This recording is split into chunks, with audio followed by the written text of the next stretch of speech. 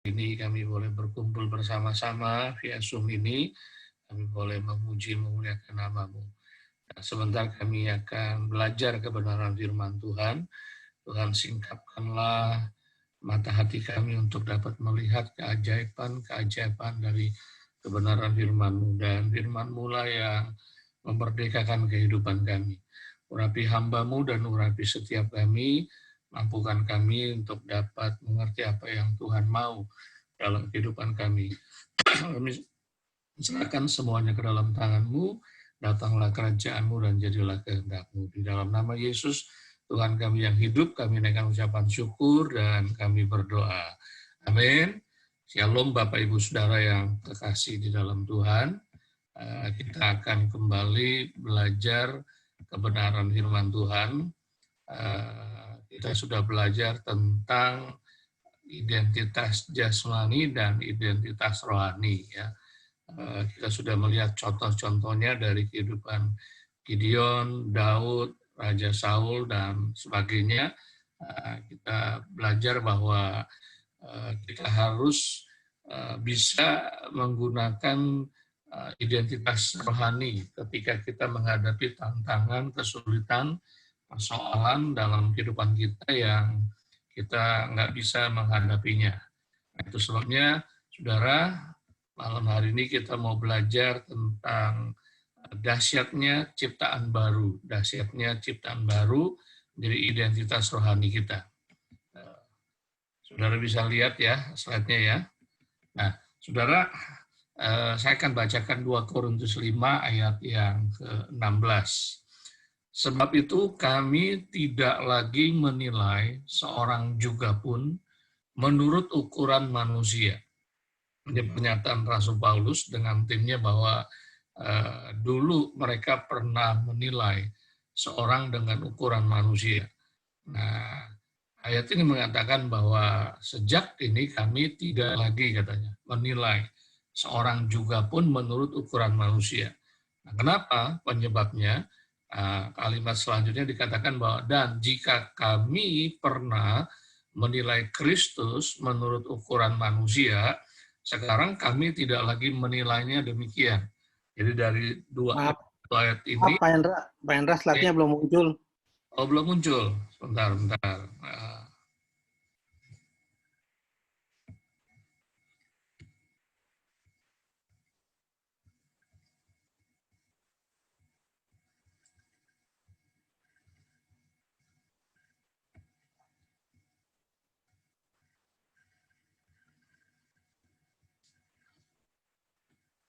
Oke, sekarang udah ya?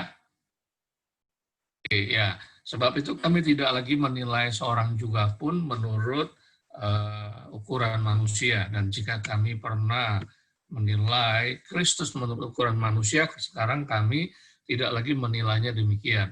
Nah, di satu ayat ini ada dua isi. Yang pertama adalah pernyataan dari Rasul Paulus bahwa mungkin dulu dia pernah menilai seorang dengan ukuran manusia, lalu dia membuat keputusan bahwa dia tidak lagi menilai seorang juga pun bukan manusia. Dan poin yang kedua dikatakan, jika kami pernah menilai, nah kata jika, bisa iya, bisa tidak, menurut ukuran manusia, tapi memutuskan sekarang kami tidak lagi menilainya demikian.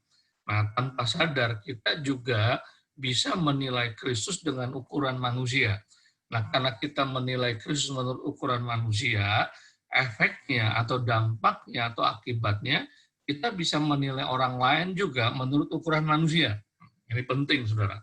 Nah, Rasul Paulus bilang, kami tidak lagi menilai Kristus dengan ukuran manusia, menilai orang lain juga dengan ukuran manusia. Nah, kenapa demikian? Kalau kita lihat ayat selanjutnya, ayat yang ke-17, jadi siapa yang ada di dalam Kristus, ia adalah ciptaan baru, katanya. Jadi siapa yang ada di dalam Kristus, jadi kalau saya dan saudara ada di dalam Kristus, berarti kita adalah ciptaan baru. Yang lama sudah berlalu, sesungguhnya yang baru sudah datang. Nah, kalau kita lihat dari ayat ini, berarti ada dua ciptaan. Yang pertama adalah ciptaan yang lama, dan yang kedua adalah ciptaan yang baru. Nah, kita akan menyelidiki seperti apakah ciptaan lama itu dan seperti apakah ciptaan baru itu. Nah, saya menambahkan bahwa sebelum ciptaan lama berarti ada ciptaan mula, ada ciptaan awal, ya. Nah, jadi ada ciptaan awal, ada ciptaan lama, dan ada ciptaan baru. Nah, jadi kita mau lihat perbedaannya nih ya, ciptaan awal seperti apa, ciptaan lama seperti apa, dan ciptaan baru seperti apa. Kejadian 1 ayat 27, maka Allah menciptakan manusia itu menurut gambarnya. Jadi tadi 2 Korintus 5 ayat 17, jadi siapa, itu berbicara tentang kata siapa, itu berbicara tentang manusia yang ada di dalam Kristus, dia adalah ciptaan baru. Nah, ayat Kejadian 1:27 dikatakan bahwa Allah menciptakan manusia, berarti ciptaan awal. Menurut gambarnya, menurut gambar Allah, diciptakannya dia, laki-laki dan perempuan diciptakannya mereka. Berarti ciptaan awal manusia adalah menurut gambarnya, menurut gambar Allah. Nah, seperti apa? Yohanes 4 ayat 24a dikatakan Allah itu roh, katanya. Ini percakapan Yesus dengan perempuan Samaria. Allah itu roh. Berarti karena Allah itu roh, berarti manusia juga adalah roh. Jadi manusia juga adalah roh. Kenapa? Karena manusia diciptakan menurut gambar Allah, menurut gambarnya. Jadi Allah roh, jadi manusia juga roh. Itu di Kejadian 1:27. Nah, ini ciptaan awal. Tapi tidak berhenti di situ, saudara, karena dilanjutkan lagi bahwa manusia adalah makhluk roh yang memiliki sifat Allah dan kemuliaan Allah. Nanti kita akan jelaskan ya. Ketika itulah Tuhan Allah membentuk manusia. Kejadian 1 ayat 27 dikatakan Tuhan Allah menjadikan manusia menurut gambarnya. Kejadian 2 ayat 7, ketika itulah Tuhan Allah membentuk manusia itu dari debu tanah dan menghembuskan nafas hidup ke dalam hidungnya. Demikianlah manusia itu menjadi makhluk yang hidup. Manusia itu dari debu tanah. Tadi firman Tuhan di Kejadian 1:27, manusia itu adalah makhluk roh karena diciptakan oleh Allah yang roh adanya. Lalu manusia itu dibentuk dari debu tanah dan Tuhan menghembuskan nafas hidup. Bahasa Ibrani-nya nafas hidup adalah nesama yang mempunyai arti roh jiwa, roh jiwa. Jadi ketika Tuhan membentuk manusia dari debu tanah, dia akan jadi debu tanah saja sebelum Tuhan menghembuskan roh dan jiwa. Tapi setelah Tuhan menghembuskan roh dan jiwa, maka manusia itu menjadi makhluk yang hidup. Nah, dari sini kita bisa melihat bahwa manusia itu adalah makhluk roh yang memiliki jiwa dan tinggal di dalam tubuh. Jadi makhluk roh, awalnya di ciptaan awalnya, memiliki sifat Allah dan kemuliaan Allah, tinggal di dalam tubuh, jiwa yang sehat, dan tubuh yang sehat. Itu manusia pada awalnya. Jadi saudara mulai tangkap dan mengerti bahwa ciptaan awal manusia itu seperti itu. Nah, sekarang kita mau bahas ciptaan lama. Nah, kita simpulkan dulu bahwa ciptaan awal manusia adalah makhluk roh yang memiliki sifat Allah dan kemuliaan Allah karena diciptakan menurut gambar dan rupa Allah, yang memiliki jiwa karena dihembuskan nafas ke dalam hidungnya, jiwa yang sehat dan tinggal di dalam tubuh yang sehat. Itu ciptaan awal manusia. Nah, seperti apa ciptaan lama dan bagaimana terjadinya perubahan dari ciptaan awal menjadi ciptaan lama. Nah, lalu Tuhan Allah menempatkan mereka di Taman Eden.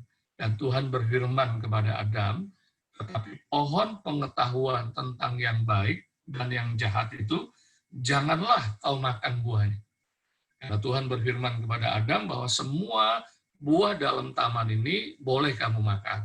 Tetapi pohon pengetahuan tentang yang baik dan yang jahat, jangan kau makan buahnya, sebab pada hari engkau mau makannya, pada hari engkau, kalau kita bicara misalnya, pada hari Rabu engkau memakannya, pastilah engkau mati. Pastilah engkau mati. Nah, tidak disebutkan hari apa, sebab pada hari engkau memakannya, pastilah engkau mati. Intinya, ketika Adam dan Hawa makan buah yang dilarang oleh Tuhan itu, mereka pasti mati. Nggak akan kemungkinan ada hidup lagi, pasti mati. Ini menurut Kejadian 2 ayat 17. Jadi ketika manusia makan buah yang dilarang oleh firman Tuhan, kalau kita baca di kitab Kejadian, ternyata Adam dan Hawa nggak mati. Adam dan Hawa masih bisa hidup lagi, lalu punya anak. Kita masih ingat ada Kain dan Habil, lalu Habil dibunuh oleh Kain, lalu Tuhan berikan Set, dan seterusnya. Lalu di mana ayat ini penggenapannya? Nah, ada beberapa penafsiran. Kata hari, sebab pada hari engkau memakannya, itu ditafsirkan bahwa menurut Tuhan, satu hari itu 1000 tahun manusia. Memang Adam tidak mencapai umur 1000 tahun, dia sudah meninggal. Tapi saudara perhatikan baik-baik, memang itu bisa berarti kepada tubuh manusia, karena sejak Adam jatuh dalam dosa, maka manusia akan mengalami kematian. Tubuhnya akan kembali menjadi debu dan tanah. Tapi di sini juga mengandung arti pada hari engkau memakannya, pastilah engkau mati, itu bicara roh manusia mengalami kematian. Roh manusia tidak lagi punya kemampuan, kesanggupan untuk bisa bersekutu dengan Tuhan. Jadi, kita bisa simpulkan ciptaan lama sementara ini bahwa roh manusia mengalami kematian. Nah, kita lihat ya. Maka terbukalah mata mereka berdua, dan mereka tahu bahwa mereka telanjang. Lalu mereka menyemat daun pohon ara dan membuat cawat. Itu Kejadian 3 ayat 7. Jadi setelah mereka makan buah yang dilarang oleh Tuhan, mereka terbuka mata mereka bahwa mereka telanjang. Karena mereka jadi malu, mereka menyemat daun pohon ara dan membuat pakaian untuk menutupi ketelanjangan mereka. Tapi kalau saudara perhatikan Kejadian 2:25, mereka keduanya telanjang. Berarti keduanya telanjang itu tidak terjadi ketika mereka berbuat dosa. Telanjang itu sudah terjadi ketika mereka diciptakan oleh Tuhan. Ya, kenapa? Karena mereka keduanya telanjang, manusia dan istrinya itu. Tetapi mereka tidak merasa malu. Tidak merasa malu. Nah, ini penting, saudara. Ini kita mesti tangkap nih. Ciptaan baru, mereka diciptakan menurut rupa dan gambar Allah, yaitu mereka adalah roh, karena Tuhan Allah adalah roh, lalu mereka memiliki sifat Allah, karakter Allah, dan mereka memiliki kemuliaan Allah yang menutupi ketelanjangan mereka. Tapi setelah mereka jatuh di dalam dosa, maka yang menutupi ketelanjangan mereka itu terangkat, sehingga mereka bisa melihat ketelanjangan mereka di dalam dosa yang membuat mereka malu.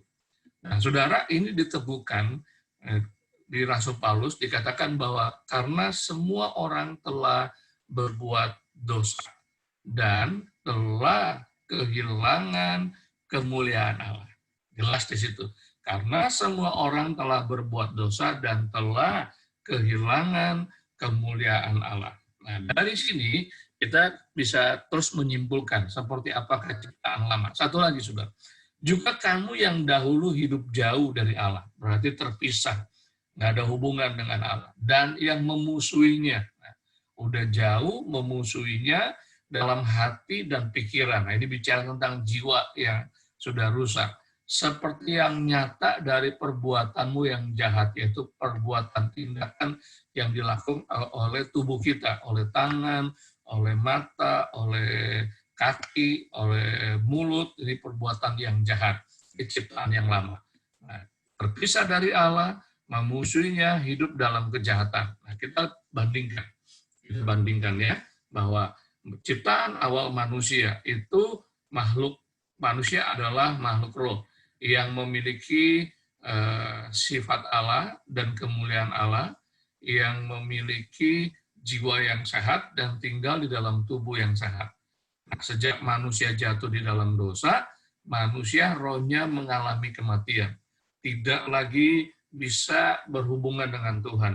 Jauh dari Tuhan, bahkan memusuhinya, kata Rasul Paulus. Dan mereka kehilangan kemuliaan Allah. Sebab semua orang telah berbuat dosa dan telah kehilangan kemuliaan Allah. Terpisah dari Allah, jiwanya rusak. Kenapa? Karena hati dan jiwanya memusuhi Tuhan. Dan hidup di dalam kejahatan. Perbuatan-perbuatan mereka adalah perbuatan-perbuatan yang jahat. Nah, ini sudah kita lihat perbedaannya antara ciptaan awal dan ciptaan lama. Nah, kita mau masuk kepada ciptaan baru. Seperti apakah ciptaan baru itu? Apakah sama dengan ciptaan awal atau berbeda dengan ciptaan awal? Nah, dulu saya berpikir itu sama dengan ciptaan awal. Tapi ternyata saya menemukan bahwa sangat berbeda sekali dengan ciptaan awal dan lebih hebat dari ciptaan awal. Nah, kita lihat. Jadi siapa yang ada di dalam Kristus, ia adalah ciptaan baru, yang lama sudah berlalu, sesungguhnya yang baru sudah datang. Nah, apanya yang jadi baru dari manusia? Ini kan kata siapa ini bicara manusia. Kata siapa bukan bicara hewan, bukan bicara binatang, bukan bicara tumbuhan, bukan bicara robot, tapi siapa ini manusia. Nah, dikatakan manusia yang ada di dalam Kristus, ia adalah ciptaan baru. Pertanyaannya, apanya yang baru dari manusia? Ya, kita lanjut ya. Yesus berkata di dalam Yohanes 6 ayat 51, "Akulah roti hidup yang telah turun dari sorga. Jikalau seorang makan dari roti ini, ia akan hidup selama-lamanya." Perhatikan baik-baik. Saya kasih warna merah dan kasih garis, ia akan hidup selama-lamanya. Kita tahu bahwa manusia pasti mati. Pasti mati, karena firman Tuhan sudah menetapkan itu, bahwa manusia pasti mati. Nah, pertanyaannya, ia akan hidup selama-lamanya, apanya dari manusia? Ya, tadi dikatakan, ia adalah ciptaan baru. Apanya yang baru dari manusia? Sekarang yang hidup selama-lamanya apanya? Dan roti yang kuberikan itu ialah dagingku yang akan kuberikan untuk hidup manusia. Apanya dari manusia yang hidup selama-lamanya? Apanya dari manusia yang menjadi ciptaan baru? Dua pertanyaan ini harus kita menemukan jawabannya supaya kita bisa tahu betapa dahsyatnya identitas kita di dalam Tuhan. Dalam ciptaan baru, roh manusia dihidupkan kembali.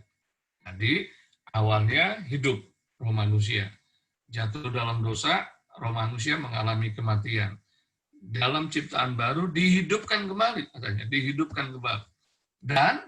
Dan akan hidup selama-lamanya. Kalau yang awal, mati karena dosa. Tapi yang ciptaan baru akan hidup selama-lamanya. Berarti tidak akan pernah mati. Ini Yesus sendiri yang ngomong, ia akan hidup selama-lamanya. Jadi roh manusia yang awal itu hidup, lalu yang lama mati karena dosa, tidak berfungsi, tidak bisa berhubungan dengan Tuhan, jauh dari Tuhan, memusuhi Tuhan, tapi di dalam ciptaan baru, dia dihidupkan kembali. Dan akan hidup, kata firman Tuhan, selama-lamanya. Lanjut ya. Nah, apalagi yang terjadi dalam roh manusia yang di dalam ciptaan baru itu? Ingat baik-baik bahwa manusia adalah makhluk roh yang memiliki jiwa dan tinggal di dalam tubuh. Nah, ciptaan baru, yang jadi ciptaan baru, rohnya, jiwanya, atau tubuhnya? Kita pasti jawab dan bisa jawab bahwa yang menjadi baru adalah rohnya. Kenapa? Karena jiwanya belum baru. Orang Kristen yang baru bertobat, jiwanya belum baru. Orang Kristen yang sudah lama jadi orang Kristen, bisa juga jiwanya juga belum baru. Kenapa? Karena masih sebuah proses terus-menerus. Dan tubuhnya, kata firman Tuhan, baru menjadi baru ketika Yesus datang diubah menjadi tubuh kemuliaan. Nah, sekarang kita fokus dulu kepada roh manusia yang dihidupkan kembali oleh Tuhan dan hidup selama-lamanya. Nah, 1 Yohanes 4 ayat 4 dikatakan demikian, sebab roh yang ada di dalam kamu, kata roh ini adalah roh besar, berarti roh Tuhan yang ada di dalam kamu. Nah, sambil saudara dengarkan dan catat, coba renungkan pertanyaan saya. Roh Kudus atau roh Tuhan yang ada di dalam kamu ini, dia di mana tinggalnya? Apakah di roh kita? Apakah di jiwa kita? Ada pikiran, ada perasaan, ada kehendak? Atau di tubuh kita? Nah, mungkin ya. Di mana roh Tuhan tinggal di dalam kita? Oke, ya. Yang pasti dia tidak tinggal di jiwa kita. Kenapa? Karena di jiwa kita masih proses. Kenapa? Karena jiwa kita bisa masih iri, dengki, kecewa, marah, dendam, pahit, dan sebagainya. Nggak mungkin roh kudus tinggal di dalam jiwa kita. Dan apalagi tinggal di dalam tubuh kita. Nggak mungkin. Kenapa tubuh kita masih lemah? Yang pasti roh Tuhan tinggal di dalam roh kita yang sudah dihidupkan kembali. Nah, katanya roh kudus yang ada di dalam kita lebih besar daripada roh yang ada di dalam dunia, daripada roh yang ada di dalam dunia. Saudara mulai nangkap nih bahwa ada roh Tuhan yang dahsyat, maha kuasa, luar biasa, tidak terbatas, dia tinggal di dalam roh kita. Ini ciptaan baru ya. Nah, kita lanjut 1 Yohanes 4 ayat 15. Barang siapa mengaku bahwa Yesus adalah anak Allah. Saya percaya saudara dan saya sudah mengaku bahwa Yesus adalah anak Allah. Allah tetap. Perhatikan kata tetap. Allah tetap. Apa artinya tetap? Tetap itu berarti ya tetap. Enggak berpindah-pindah. Tetap. Allah tetap. Tetap apa? Berada di dalam dia. Dianya siapa? Orang yang mengaku bahwa Yesus adalah anak Allah. Jadi kalau saya, Hendra Sevanya, mengaku bahwa Yesus adalah anak Allah, berarti Allah tetap berada di dalam saya. Nah, di dalam saya di mana? Di dalam roh saya. Bukan di dalam jiwa saya, bukan di dalam tubuh saya, tapi di dalam roh saya. Dan Hendra Sevanya, dia itu Hendra Sevanya di dalam Allah.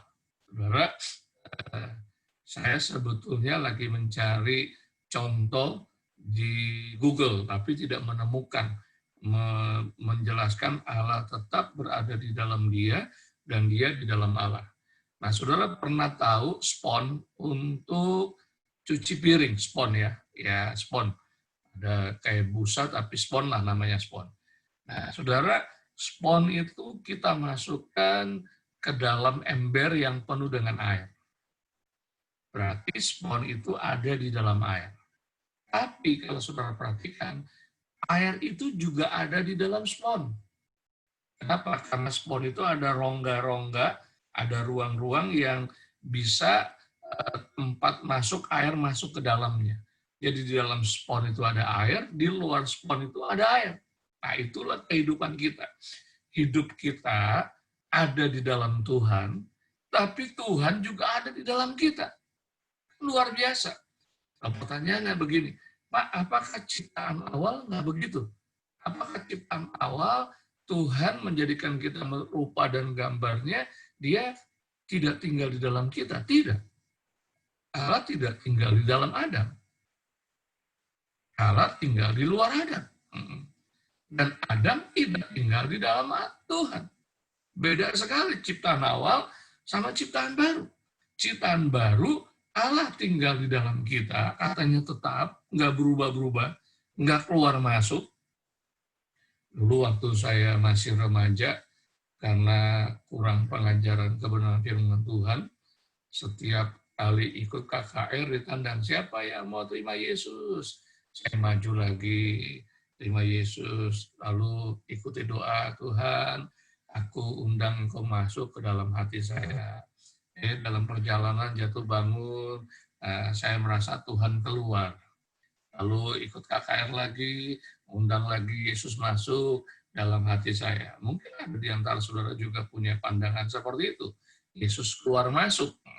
Kalau kita hidup benar, Yesus ada di dalam kita. Tapi ketika kita tidak hidup benar, Yesus keluar. Tapi ayat ini jelas bahwa Allah tetap berada di dalam dia. Orang yang mengaku bahwa Yesus adalah anak Allah, berarti Allah nggak keluar masuk.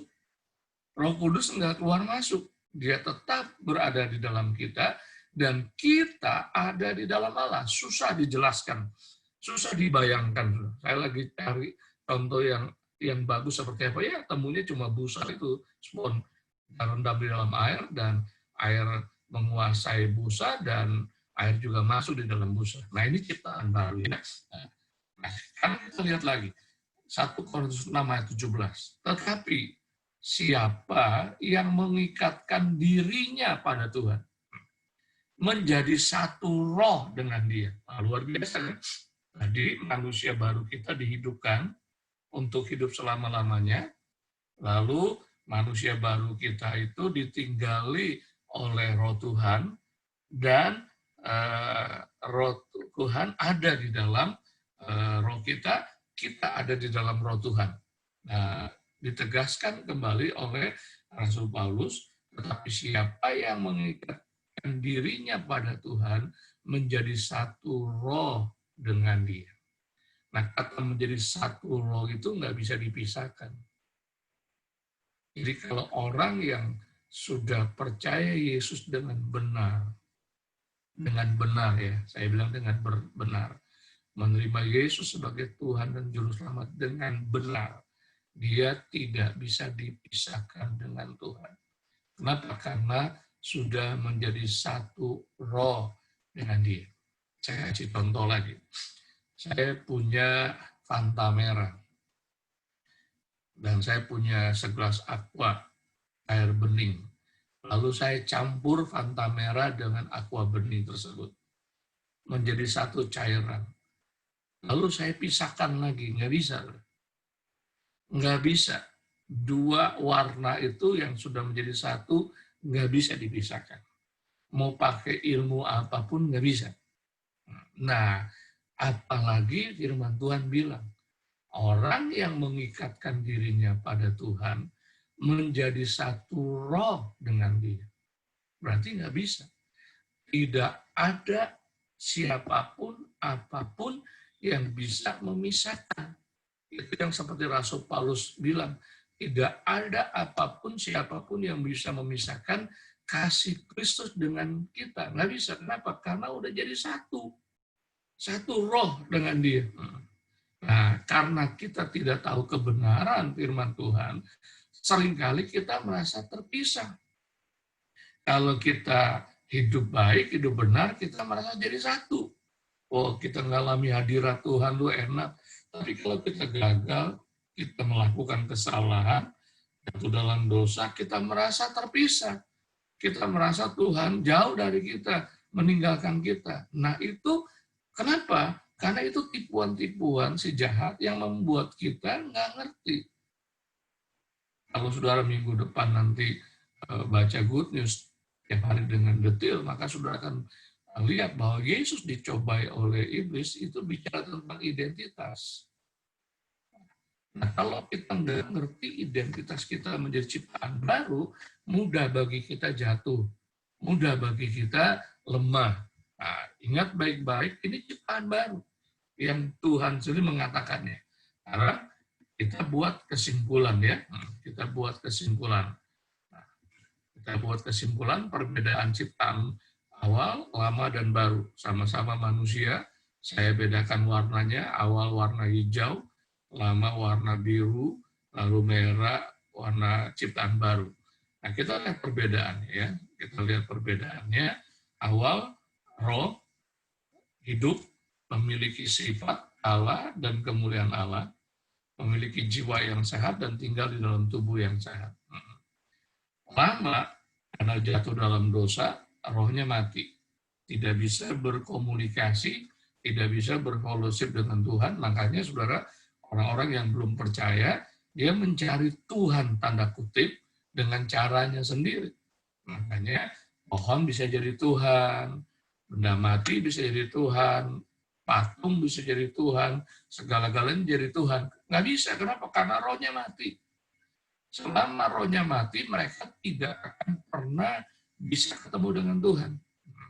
Dan kehilangan kemuliaan Allah. Mereka punya kemuliaan Allah sebelumnya, karena jatuh dalam dosa, kehilangan kemuliaan Allah. Dan apalagi katanya, terpisah dari Allah. Jiwanya rusak, sifat Allahnya sudah nggak ada. Benihnya nggak ada. Dan hidup di dalam kejahatan. Nah, waktu jadi ciptaan baru, rohnya dihidupkan kembali. Barang siapa makan roti ini, katanya, karena akulah roti hidup, ia akan hidup selama-lamanya. Jadi rohnya dihidupkan. Ya, rohnya dihidupkan kembali. Bukan hanya itu aja, rohnya didiami oleh Roh Kudus. Rohnya menjadi satu dengan roh Allah. Ada di dalam Allah dan Allah ada di dalamnya. Nah, itulah ciptaan baru.